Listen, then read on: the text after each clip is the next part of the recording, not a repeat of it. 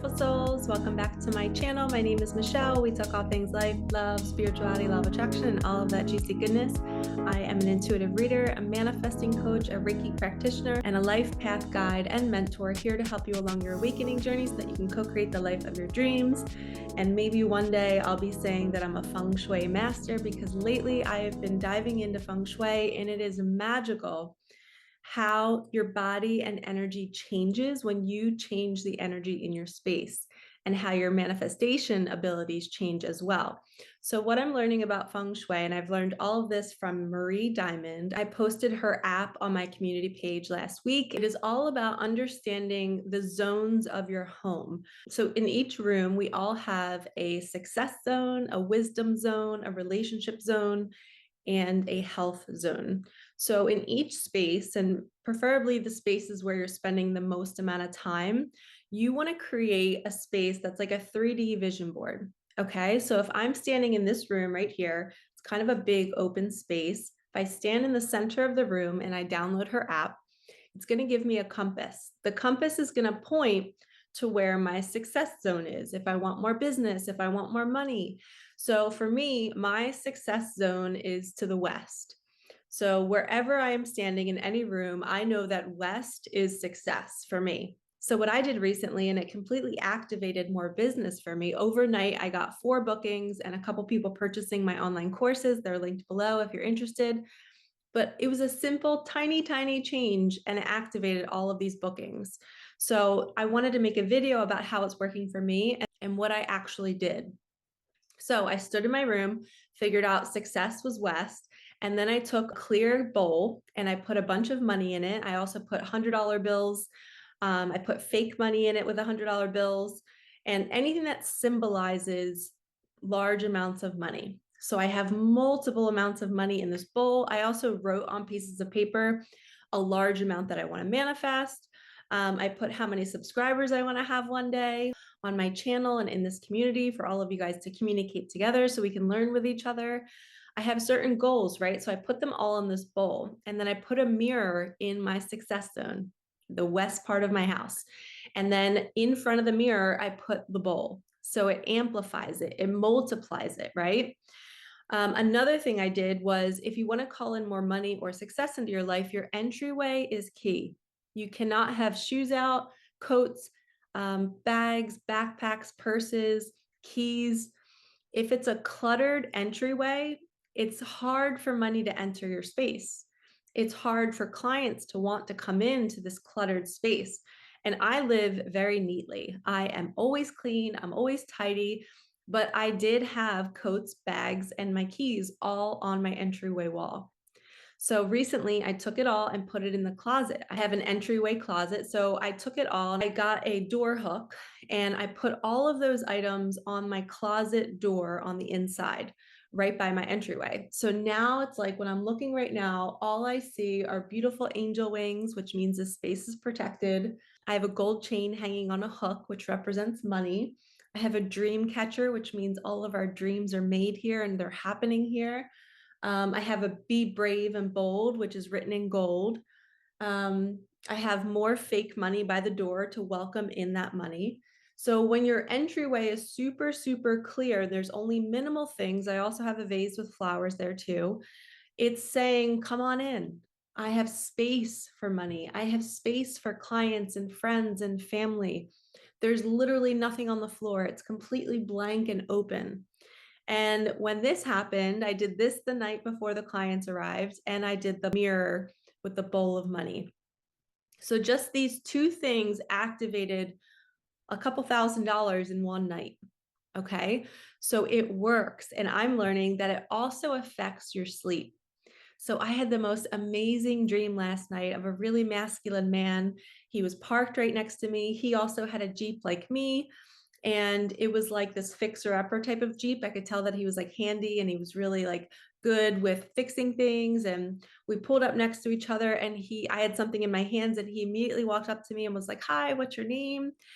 Pleasure to meet you. Could I take that for you? Could I carry that for you?" He was so masculine. I could just feel it in my dream that he just wanted to take care of me, and he had just met me. And then I heard him talking to, I think it was his little sister or another woman. And he was asking her so politely what she would like to eat and if he could grab it for her. So in my dream, I kept observing this man doing all of these kind acts and just being so loving and so nurturing. And guess what I did before I had that dream?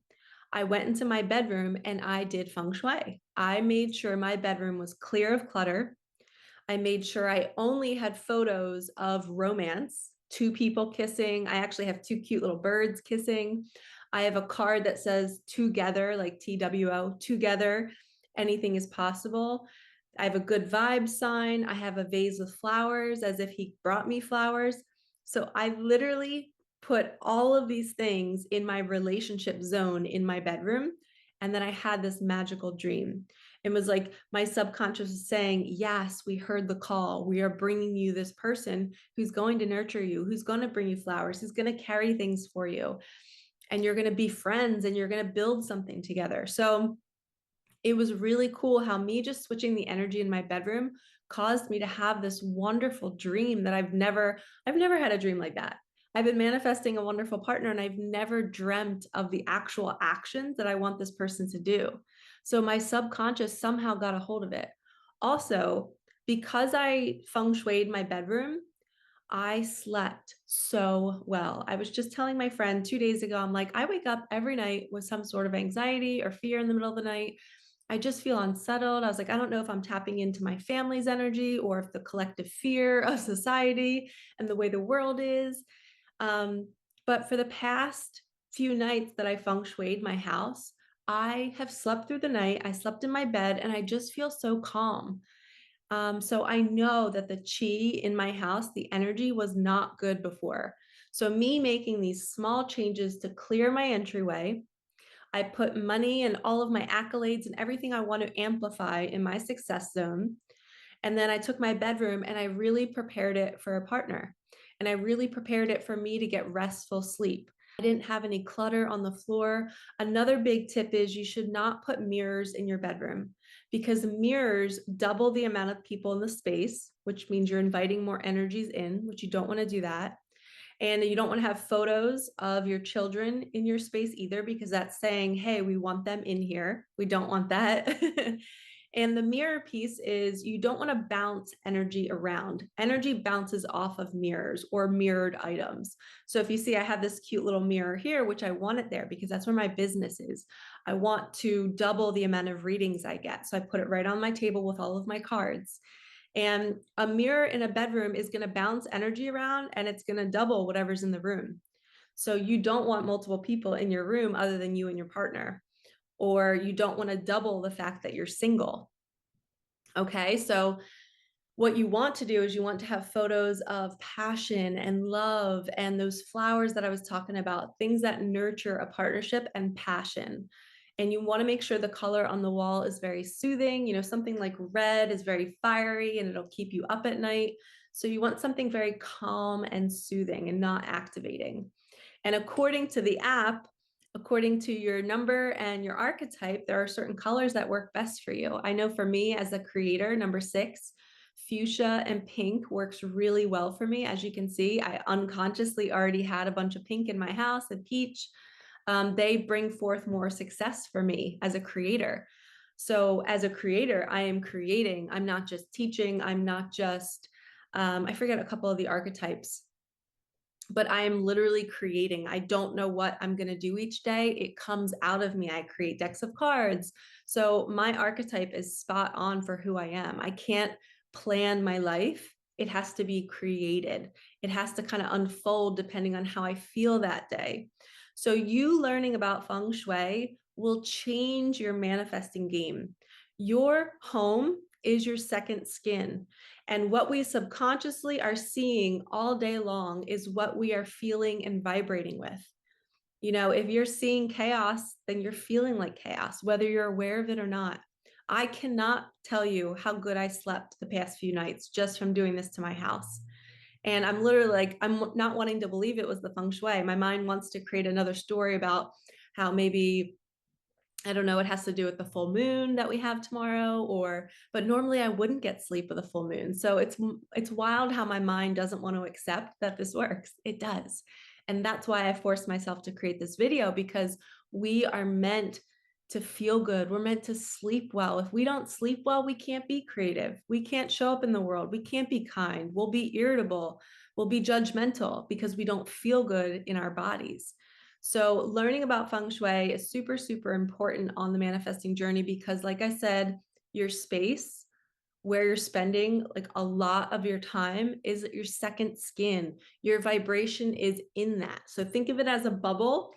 And when you're coming home, you're stepping into this bubble and you're feeling the energy of that bubble.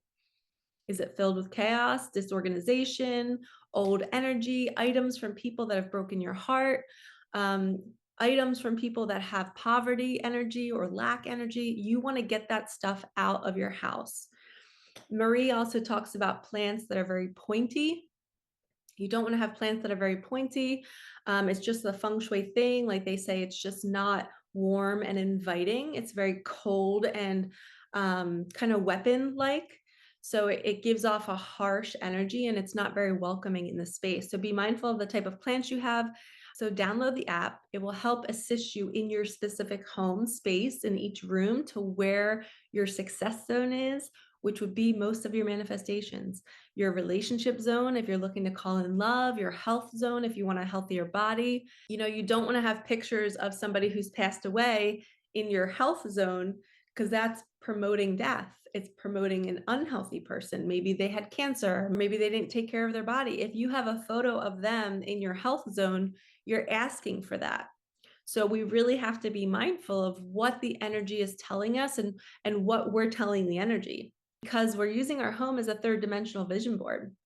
It's like acupuncture. We're placing these little needles in all these parts of our home to ask for more of something. And if you have certain things in certain areas, you're asking for it, and it might not be what you really, really want. And it might be what you're struggling with.